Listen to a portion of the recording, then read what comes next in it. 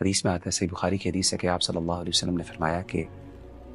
ایک بندہ جو ہے وہ گناہ کرتا ہے اور گناہ کرنے کے بعد وہ شرمندگی سے اپنے اللہ کے سامنے کہتا ہے یا ربی، اے میرے رب، ذنبت ذنبا او اذنبت ذنبا، اے اللہ میں نے گناہ کیا، مجھ سے غلطی ہو گئی، مجھ سے تیری معصیت ہو گئی، فاغفر لی، اللہ مجھے معاف کر دے۔ تو اللہ کہتے ہیں رسپونڈ میں، نبی صلی اللہ علیہ وسلم نے فرمایا کہ اللہ کہتے ہیں کہ یہ میرا بندہ مجھ سے اس لیے مانگ رہا ہے دعا کہ اس کو پتہ ہے کہ اس کا رب بہت معاف کرنے والا ہے، غفور الرحیم، اس لیے مجھ سے مانگ رہا ہے تو میں اس کو معاف کر دیتا ہوں۔ نبی صلی اللہ علیہ وسلم نے فرمایا پھر کچھ دیر گزرتی ہے،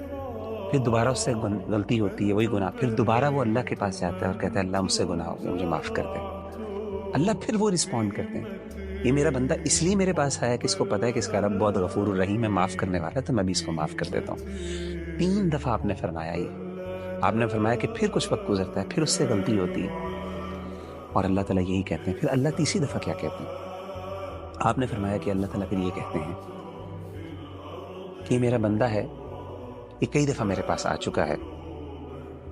تو اب میں نے اس کو معاف کر دیا، اب یہ جو چاہے کر لے، میں نے اس کو معاف کر دیا۔ یعنی ان ادر ورڈز، جب تک یہ مایوس نہیں ہوتا، ایک اور حدیث میں جب تک یہ مایوس نہیں ہوتا تب تک میں اس کو معاف کرتا ہوں، میرے لیے مغفرت میں نے اس کے لیے لکھ دی ہے۔